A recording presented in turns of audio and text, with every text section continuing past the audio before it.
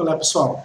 Eu finalmente acabei de ler esse livro, que é A Maçonaria e a Igreja Católica, desses autores que os três são jesuítas, Benimeli, Caprilli e Alberton. Pelo que eu li, pelo menos dois desses nomes são muito conhecidos na literatura maçônica. O título da versão em português é A Maçonaria e a Igreja Católica ontem, hoje e amanhã, mas na verdade o título original, que é do espanhol, ele vai falar sobre a maçonaria depois do concílio. É importante falar esse título original depois do Concílio Vaticano II. É importante falar desse título porque, na verdade, esse livro não vai tratar com detalhes como que foi o histórico da maçonaria, mas sim como que foi o desenrolar de todo o processo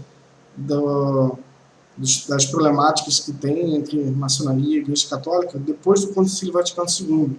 Só que eu recomendo para vocês lerem a parte exatamente que vai falar anterior ao Concílio Vaticano II, porque eu te falo que o livro ele é pró-maçônico.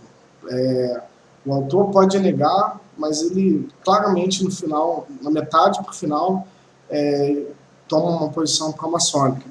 E eu diria que foi muito chato ler essa parte. Eu vou comentar por quê, mas eu queria me ater à parte que eu acho assim, pelo menos foi muito informativo, ler o início do livro, né? O início do livro ele vai comentar basicamente dos papas e principalmente dos papas que fizeram algum tipo de comentário à maçonaria. Ele vai desde do Papa Clemente XII até o Papa Pio XII, se não me engano, né, que é anterior a João XXIII. E eu acho que essa parte foi a parte mais interessante, porque ele vai um pouquinho de como que o Código de Direito Canônico foi sendo reformulado, foi sendo reinterpretado. Ele fala de algumas críticas, de fato, à maçonaria, mas eu te falo que ele acaba, como ele se diz um historiador, então ele tem que falar alguns fatos que realmente aconteceram, né? Ele fica na verdade lutando, né, entre falar fatos históricos que comprovam que a maçonaria era um movimento, uma associação de pessoas que maquinavam contra a igreja, e fica nesse debate falando de fatos que aconteceram e usando um argumento muito subjetivo. O principal argumento dele para ser a favor de maçons dentro da Igreja Católica é basicamente o fato de que ele fala que essas pessoas são pessoas muito honradas. Tipo, o cara é o general, sei lá das contas, então ele é uma pessoa muito honrada. Então, os maçons são pessoas muito honradas para serem respeitadas como pessoas muito bem intencionadas. Ou então, ele citava títulos de determinados maçons que eram conhecidos, e simplesmente ele se baseava nisso, o argumento dele. Eu posso te dizer, baseado no que ele falou no livro, ele só citou uma única boa causa que os maçons, parece que de Nova York, fazem. Eles parece que eles cuidam de algumas crianças que nasceram com deficiência. Só isso que ele falou. Se você fosse pesar na balança, ele comenta aqui dos casos de coisas que ele mesmo concorda que maçons fizeram de errado, né? Eu acho que é interessante, eu acho que fica bem nítido como que ele ficou assim de saia justa, né? Porque ele tenta sempre, o principal exemplo que ele dava era da loja maçônica da Itália, a grande loja da Itália. E era para ele o principal exemplo de cidadãos maçônicos que tinham as principais virtudes de um bom cristão. Ele chega numa hora no livro que ele simplesmente tem por força dos fatos, tem que falar um caso de uma loja específica, que se chama P22, ou P2, não sei, não lembro muito bem o número, que simplesmente 900 maçons foram presos por lavagem de dinheiro, escândalo de desvio de contas públicas, enfim, 900 maçons. Ele fala que isso é uma minoria. Pô, lógico, quando você vai falar de uma organização que é extremamente hierarquizada, a minoria vai ser exatamente o topo, os líderes. Se você tem uns líderes que pelo próprio livro, eles foram presos, foram comprovadamente maçons que se diziam ótimas pessoas, acabaram que foram lá, foram descobertos, a polícia lá tipo a Polícia Federal lá da Itália descobriu um esquema e prendeu todo mundo. Aí você fica assim, né? O cara fica defendendo usando esse argumento de que eram boas pessoas, os maçons. Existe algum... depois da metade para frente do livro, basicamente o livro ele se trata em falar como que é a maçonaria em vários países. Ele repete, ele fala como é a maçonaria em vários países e como ela em casos específicos em países que têm alguns grupos conhecidos, né? O outro argumento que ele usa é o fato de que a maçonaria, você poderia ser maçom e católico desde que você não participe de lojas ou de movimentos maçônicos que sejam que maquinem contra a Igreja Católica. Esse argumento é baseado principalmente numa carta que parece que essa carta, eu acho que foi eu não entendi muito bem, mas acho que é da Concílio Pontifício para a Doutrina da Fé, e ele parece que ele faz uma interpretação sobre essa questão. Na verdade, foi assim, a primeira vez que a Igreja Católica assume que existem outros tipos de maçonaria, que seria a maçonaria regular. Que é a maçonaria regular? São os grupos que aceitam uma entidade superior e professam uma fé, não são anticlericais também. E existe a maçonaria irregular. Essa, basicamente, ela tenta expandir o pensamento e agregar também os ateus e pessoas que não têm, ou têm uma fé muito particular, né? E, basicamente, o que o livro trata é botar toda a culpa como é que é o nome, Deus? No Grande Oriente da França, que foram os primeiros a tomar uma postura de maçonaria irregular. Esses caras simplesmente deixaram de ser hipócritas e falaram a verdade. Eles falaram que eles não acreditam em Deus. Eles falaram que a pessoa que não acredita numa determinada doutrina de uma fé também tem direito de ser maçônico.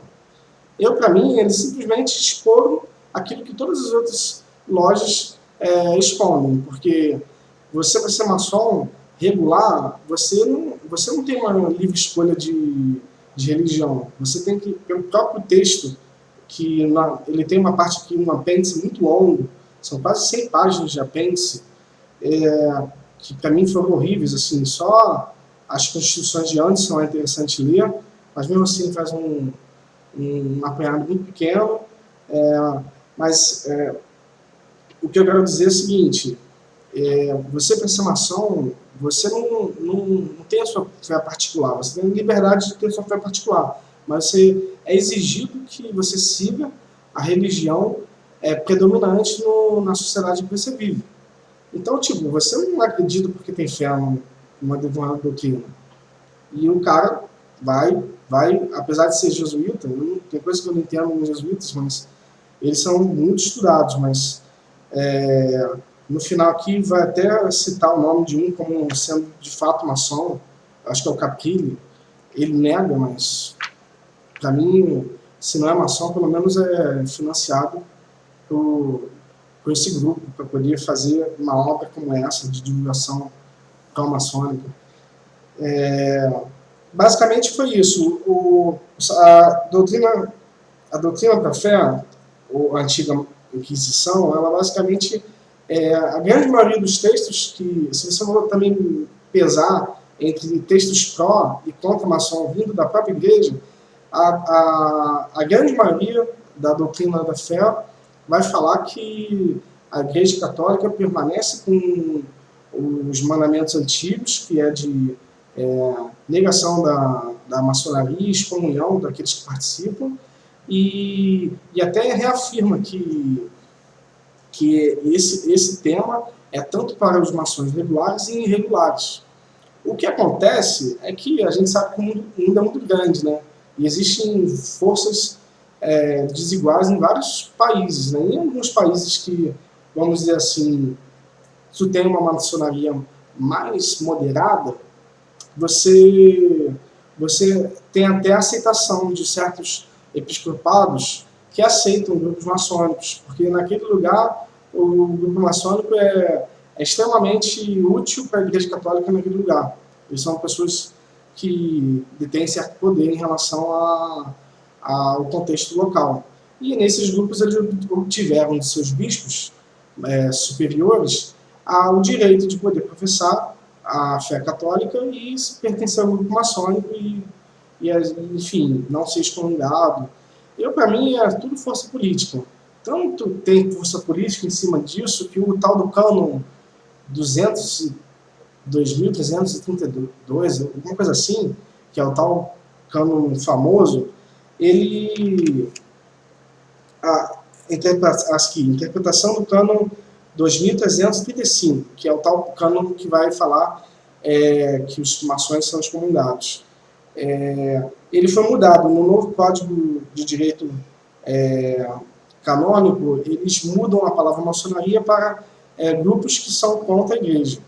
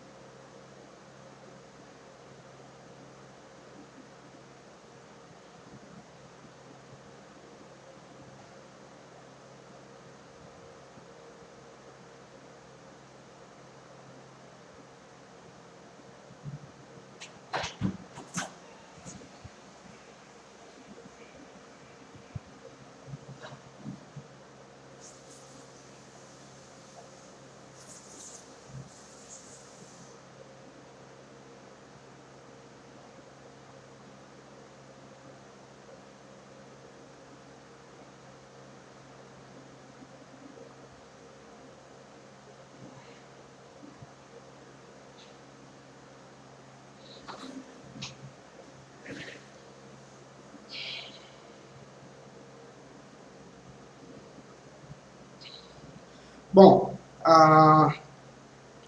eu diria que assim, o livro ele é ótimo para ser lido, talvez até as 100 primeiras páginas, talvez até as 150, mas depois eu li simplesmente para terminar um livro, que eu acho que é importante você terminar uma coisa que você começou. Por mais que seja difícil, eu acho que é uma atividade importante você tentar se focar em algo que você se comprometeu a fazer. Então, gente, é isso. Assim, tá aí a dica de leitura. Se você gosta de assuntos sobre teoria de conspiração, esse livro não vai te ajudar muito, não, mas pelo menos ele vai te falar um pouquinho sobre o que um pró-maçom acha sobre a relação da maçonaria e a Igreja Católica. Eu reafirmo, eu como minha fé católica e também com meu bom senso, eu diria para você, assim, já temos muita hierarquia no mundo. Eu acho que o principal argumento que eu tenho contra a maçonaria é o fato que eles têm 33 níveis. Para que tanta hierarquia nesse mundo?